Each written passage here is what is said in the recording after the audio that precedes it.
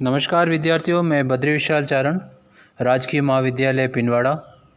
आज के इस वीडियो लेक्चर सीरीज में हम बीए द्वितीय वर्ष के एक महत्वपूर्ण टॉपिक भारत में अंग्रेज़ों के भू राजस्व बंदोबस्त का अध्ययन करेंगे। जैसा कि आपको विदित है, अपने पिछले वाले वीडियो लेक्चर्स में हम इसी कड़ी के प्रथम वीडियो का अध्ययन किया था, जिसमें हमने इस्तेमारी अर्थात स्थायी बंदोबस्त के विषय में कुछ प्रारंभिक जानकारियाँ दी थी। उसी कड़ी में आज अपने उस वीडियो लेक्चर को आगे बढ़ाते हुए हम दूसरे वीडियो की तरफ बढ़ते हैं।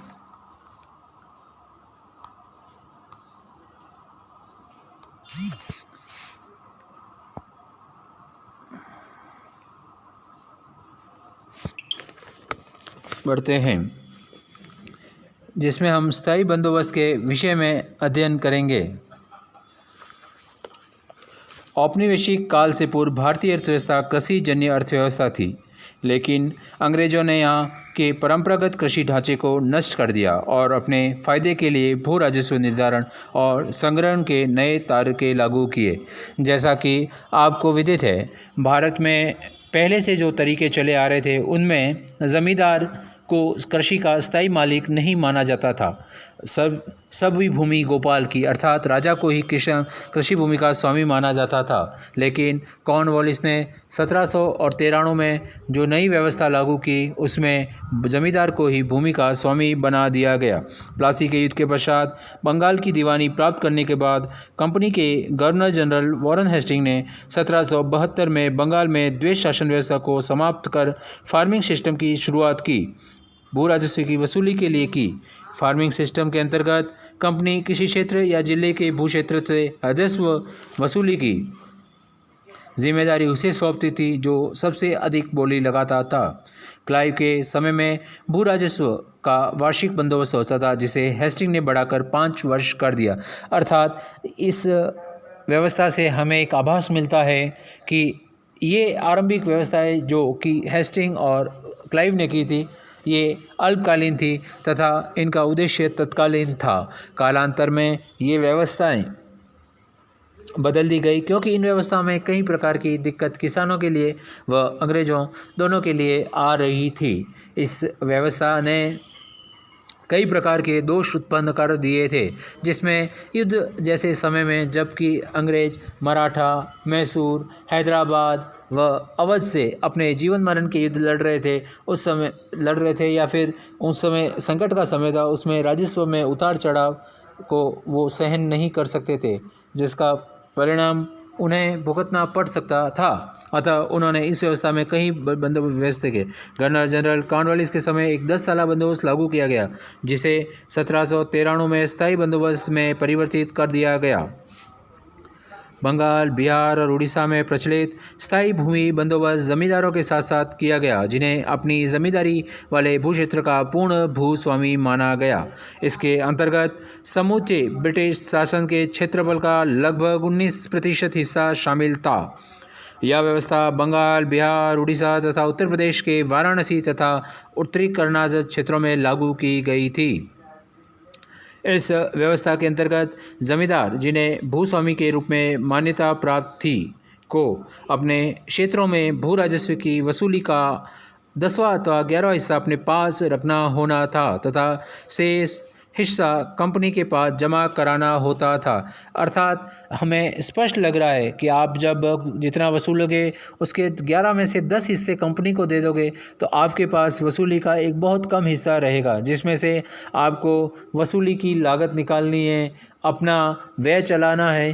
तो एक सामान्य सी और स्पष्ट सी दिखने वाला सीन था, जिसमें किसानों का शोषण होना लाजमी था, क्योंकि जो 10 हिस्से अंग्रेज जमींदारों से ले लेते थे, उसमें प्रायः वो किसी प्रकार की भी माफ़ी या किसी भी प्रकार की रियायत नहीं देते थे। किसानों को समय पर उसकी अदायगी करनी पड़ती थी। इस प्रकार व्यवस्था के अंतर्गत जमींदार काश्तकारों से मनचाहा लगान वसूल करता था और समय से लगान न देने वाले काश्तकारों से ज़मीन भी वापस छीन ली जाती थी। कुल मिलाकर काश्तकार पूरी तरह से ज़मींदारों की दया पर निर्भर होता था। इस व्यवस्था के लाभ के रूप में कंपनी की आय का एक निश्चित हिस्सा तय हो गया, जिस पर फसल नष्ट होने का कोई असर नहीं पड़ता था। दूसरा लाभ स्थायी भूमि बंदोबस्त से यह हुआ कि ज़मींदार के रूप में कंपनी को एक ऐसे वर्ग का सहयोग मिला जो लंबे समय तक कंपनी के प्रति निष्ठावान बना रहा। इन जमींदारों के वर्गीय हित अंग्रेजी शासन से जुड़े रहे। इस वर्ग को यह बात पूरी तरह से स्पष्ट हो गई थी कि जब तक भारत में ब्रिटिश शासन बना रहेगा तब तक उसके वर्गीय हित भी सुरक्षित रहेंगे। अतः हम आगे आने वाले स्वतंत्रता संग्राम में यह बात देखते हैं कि इस वर्ग ने हमेशा राष्ट्रीय भावना व राष्ट्रीय चेतना का विरोध किया। यह एक तरंगरोधक की भूमिका निभाता था। ग्रामीण भद्रजान कहा जाने वाला इस वर्ग का स्थानीय समुदायों पर व्यापक प्रभाव था। साथ ही यह वर्ग जो कि राष्ट्रीय स्वतंत्रता संग्राम में आंदोलन को नेतृत्व प्रदान करता था, प्रतिक्रियावादी बन गया। साथ ही स्थायी बंदोबस्त व्यवस्था के अंतर्गत जमींदारों की स्थिति अत्यधिक मजबूत हो गई, क्योंकि उन्हें भूमि का पूर्ण स्वामी स्वीकार कर लिया गया था। साथ ही भूमि पर जनसंख्या का दबाव इतना बढ़ गया था कि लोगों के सामने खेती के अलावा कोई दूसरा विकल्प नहीं रहा था। मैं ये बता देना चाहता हूँ कि कॉर्नवालिस जिन्होंने यह बंदोबस्त लागू किया था, वो ब्रिटेन के एक भूस्वामी वर्ग से आता था।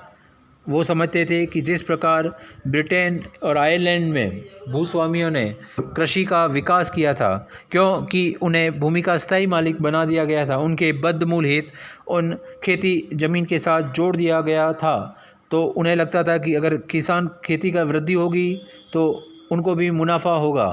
तो कॉर्नवालिस ने सोचा कि इससे एक तरफ तो किसानों का विकास होगा, कृषि का विकास होगा, साथ ही कंपनी को मिलने वाले राजस्व में भी वृद्धि होगी। लेकिन यह विचार गलत साबित हुआ। इस प्रकार की कोई चीज़ नहीं हुई। साथ ही एक स्थायी राजनीतिक सहयोगी के रूप में उन्हें जमींदार भी मिल गए। सबसे बड़ा और सबसे महत्वपूर्ण जो कंसर्न कंपनी का इस विषय में था, वह था अपनी आय को सुनिश्चित करना, और वह कंपनी युद्ध काल में अपनी आय में होने वाले उतार चढ़ावों को सहन नहीं कर सकती थी। उसे किसी भी हालत में यह चाहिए था कि उसकी आय हमेशा निश्चित हो। साथ ही वह हमेशा आय की अनिश्चितताओं से जूझती रहती थी। इस प्रकार इस व्यवस्था ने किसानों के अपरिमित शोषण में वृद्धि कर दी, क्योंकि एक तरफ तो जहाँ उनके पारंपरिक अधिकार समाप्त कर दिए गए, वहीं दूसरी तरफ ज़मींदारों को मनमानी वसूली के लिए खुला छोड़ दिया गया। अब किसान पूरी तरह से बेसहारा थे, वह जमींदारों की वसूली से असुरक्षित हुआ करते थे। स्थायी बंदोबस्त बंगाल, बिहार, उड़ीसा, वाराणसी में लागू किया गया था। यह व्यवस्था बहुत ही ख़राब साबित हुई। इसमें इमाम कमीशन बाद में बनाया गया, जिसने यह चुकादा यह फैसला दिया कि इस व्यवस्था ने किसानों के शोषण में अत्यधिक वृद्धि कर दी है। आगे आने वाले लेक्चर्स में हम रैयतवाड़ी व महलबाड़ी का अध्ययन करेंगे, जो मद्रास पंजाब संयुक्त प्रांत के कुछ हिस्सों में लागू की गई थी। इस प्रकार स्थायी बंदोबस्त किसने लागू किया? कॉर्नवालिस ने। कब? 1793। उसके क्या उद्देश्य थे? राजस्व को स्थायी बनाना, अधिक से अधिक राजस्व की वसूली करना, ज़मींदारों को भूस्वामी बना के कृषि के विकास के लिए प्रोत्साहन देना। और इस पूरी व्यवस्था का परिणाम क्या निकला? किसान पूरी तरह से असुरक्षित हुए, ज़मींदारों को उनसे वसूली के लिए खुला छोड़ दिया गया, और जिसके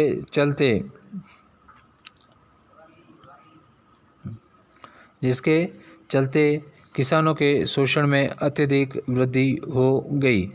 आगे आने वाले लेक्चर्स में हम महलवाड़ी व रैयतवाड़ी व्यवस्था का अध्ययन करेंगे। धन्यवाद।